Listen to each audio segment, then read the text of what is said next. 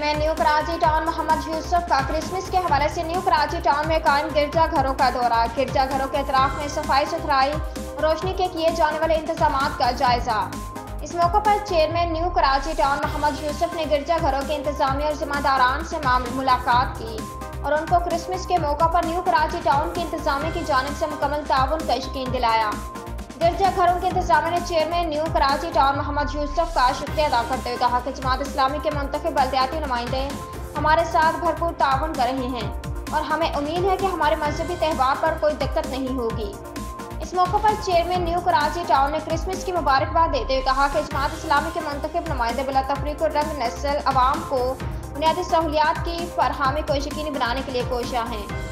उन्होंने कहा कि मसीही मुलाजमीन की तनख्वाहों की अदायगी की जा चुकी है ताकि मसीही मुलाजमीन अपने मजहबी त्यौहार को खुशियों के साथ मना सकें।